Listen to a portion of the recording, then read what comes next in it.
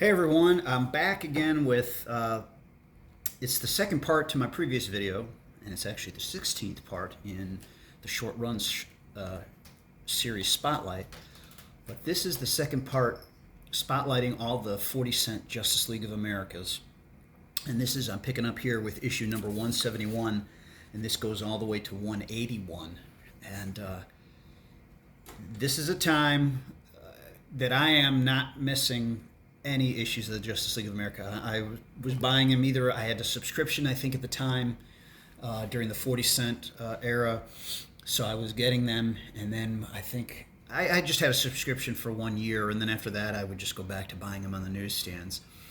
And starting with this issue, number 171, which is an October 1979 cover date, and it hit the newsstands on July 5th of 1979. I said in the previous video, Jerry Conway does all the scripts for these books, and this storyline, with which also concluded in 172, is one of my all-time favorite storylines in the Justice League of America. The death of Mr. Terrific, and as I said, Conway does the scripts. Dick Dillon and Dick Giordano do the cover. Dillon's on the pencils, Giordano's on the inks, and then inside it's Dillon and McLaughlin who do the pencils and inks. But this is I always looked forward. It came out over the summer, the Justice League of America and JSA teaming. Always looked forward to that, and it's a great cover. I always thought it was kind of cool when you have both, like both the Green Lanterns, both the Flashes, both Hawkmen are in it, and here's the Flash of Earth One saying this piece of metal holds the clue to the identity of his murder, and if you don't find the answer, more superheroes will die. Green Lantern says, and it was as again, Mr. Terrific was murdered. The storyline was held at the JLA satellite, which was 23,000 miles above Earth. Great story. As I said, one of my very favorite. It might be my favorite JLA JSA team up because of the story, and just one of my favorite stories of the Justice League of America. As I said, Jerry Conway's just knocking it out of the park by this time. It was interesting also, the Huntress is there, and Batman of Earth One, and she referred to Batman of Earth One as Uncle Bruce, even in this book. And I think it was in this one she was talking to him, and I think that the Batman of Earth Two had died recently, which was featured in Adventure Comics. Gosh, I don't know the number. I have it up on my display shelf, but anyway, great issue, great story. Here they conclude it in issue number 172. Batman figured it out. The November 1979 cover date went on sale August 9th. And Dick Giordano does the cover. Again, Jerry Conway is doing all the scripts. And Dillon and McLaughlin do the art inside. And as I said, just definitely two issues that if you don't have in your collection, you should pick up. They're really good. Now here with issue 173, they're trying to recruit Black Lightning. And this is December 1979 cover date. It went on sale in September of 1979. I don't know. I didn't write down the exact date. Sometime in early December, or in September, excuse me. It hit the newsstand, the spinner racks, and Dick Dillon does the cover along with Dick Giordano on the inks, and Dillon does the pencils inside. McLaughlin does the inks inside. I remember, I think at this time, I don't know if I got the subscription after this or before this, because I did not get the second part. So I'm pretty sure I was probably picking these up at the newsstand, on spinner racks at the stop and go around the corner from my house. And they wanted Black Lightning. I thought Black Lightning would have been a pretty good addition to the Justice League, but he turns them down. And this was the second part, which I never picked up. For some reason, I couldn't find it. From what I can remember, I had to get it later on. And this is a January 1980 cover date. Went on sale went on sale October 11th of 1979. And it's the same art team as before. Dylan and Dick Giordano, you can see there on the cover, and then Dylan and McLaughlin inside. This is only the beginning. The city is doomed. Get out while you still can, fools. On to 175. Man, I need to rebag this. Most of them are in Mylar, but this is not. And it is issue number 175, February of 1980. Cover date went on sale November 8th of 1979. Ross Andrew does the pencils on the cover. Dick Giordano does the inks, while Dick Dillon and Frank McLaughlin do the art inside. And I don't remember much about this story. And I'm actually, honestly, I love the Justice League of America, but it's just a so-so cover in my opinion. But again, this was a comic that I picked up on a regular basis. It was from the first time I saw issue 133 and picked that up with my own money back in 1976.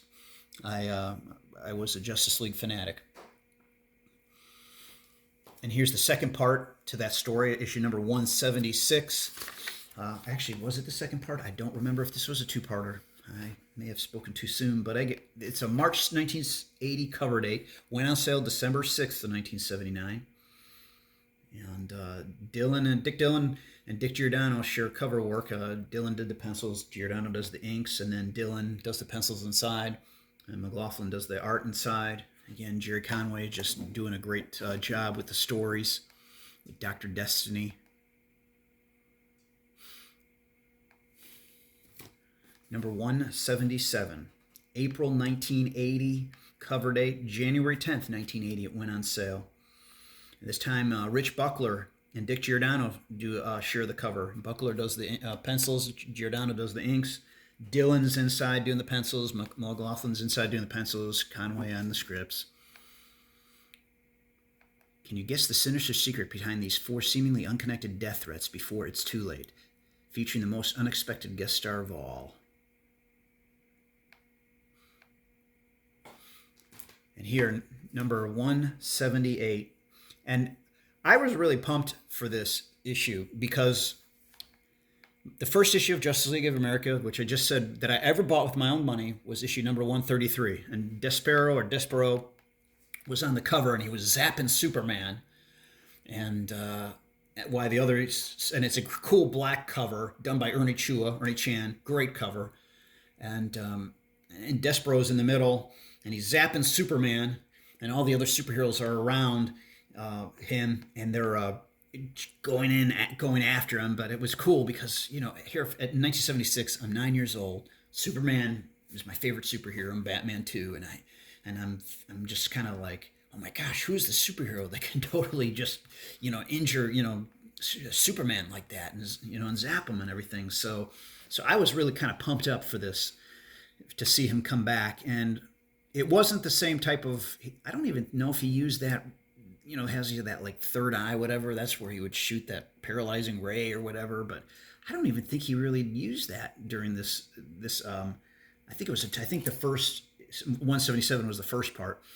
But John's Manhunter from Mars appears in here, former Justice Leaguer. Either your home planet or one of your friends from the Justice League must die. Make your move, Manhunter. It was still a good story. I was just kind of expecting something back from issue 133 and 134, and it was different, but that's all right. Cool purple cover. Here's a pretty good cover. And this is issue number 179 from June of 1980. And actually, I don't even think I said that Jim Starlin did this cover. Excuse me. Jim Starlin does this cover, and Dick Dillon and Frank McLaughlin do the inks inside. I do the art inside, excuse me. Dillon again, pencils, McLaughlin, the inks. Now back to this. June 1980. Went on sale March 13th, 1980. Again, Jim Starlin does the cover, and Dillon and McLaughlin do the art inside. Jerry Conway does the writing. And this is when Firestorm joined. As of now, Firestorm is a member of the Justice League. Any objections? Looks like the team doesn't really care too much for some reason. But I kind of was glad Firestorm joined. I think at this time he already had a short run series, but so he wasn't. He didn't have his own title, so I think he was a good fit for the Justice League. And here's the second part to that, issue number 180 from July of 1980. That was the cover date, and it went on sale April 10th of 1980. And again, Starlin does the cover, Conway does the scripts, and Dick Dillon and Frank McLaughlin do the art inside. So, good issue, cool cover, a lot going on. There's Jim Starlin right in there. And then the last 40-cent cover of the Justice League of America is from August of 1980. It went on sale May 8th of 1980. Dick Dillon and Dick Giordano do the cover. Dillon pencils, Giordano the inks, and then inside is still Dillon and McLaughlin. Obviously, Conway does the writing, and this is where Green Arrow quit. And it was pretty good. I think they were kind of building. If I'm not mistaken, there was some build up for a while that Green Arrow was a little dissatisfied with the league and his status there, and maybe thinking he needed to do, I don't know, maybe be more close to home, so to speak. And so here, you know, the cover is, they're in the satellite. I'm tired of playing second fiddle to all you so-called superstars. From now on, you won't have Green Arrow to kick around anymore. The story you never thought you'd see, a member no more.